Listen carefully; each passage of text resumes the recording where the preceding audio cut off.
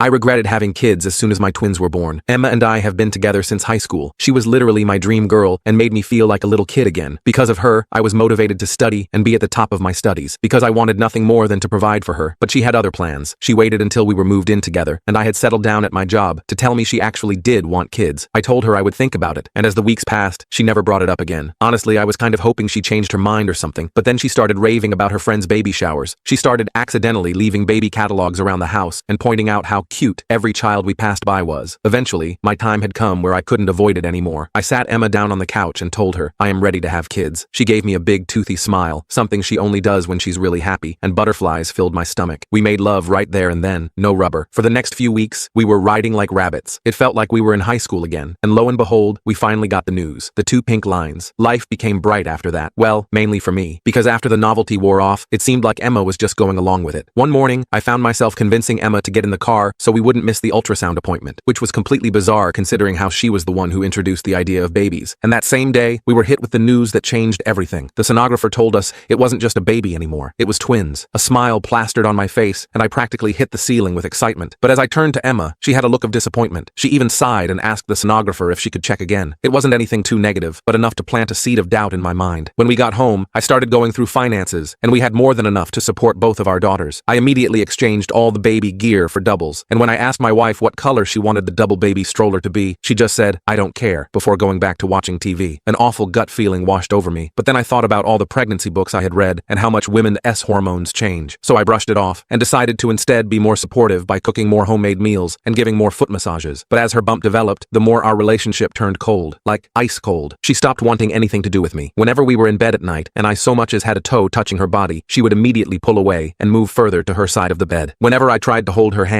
in public and private, her face would be permanently contorted until I let go. I had no idea what I was doing wrong, and I honestly started to believe I was a terrible husband. And after I caught her watching a romance movie alone on a Friday night, something we've always done together since the day we met, I took action. I finally called her friend, Stacy. I didn't even have anything planned to say, and by the time she picked up, I was already in tears, but she immediately went into comforting mode. It was like she was expecting it. It took a few minutes for me to calm down, and when I did, Stacy reminded me that she was Emma's friend, not mine, and that's where her loyalties lie. But before hanging up, she said something that changed how I would view Emma forever. You know the phrase, fail to prepare, prepare to fail? If I was you, I would prepare for anything that could happen in that hospital room. My heart dropped, and that's when I heard Emma scream. Her water broke. I called an ambulance, and I soon found out exactly what Stacy was talking about. I don't have time to finish the story in this short video, but it gets intense. Click the link or go to my channel to watch it.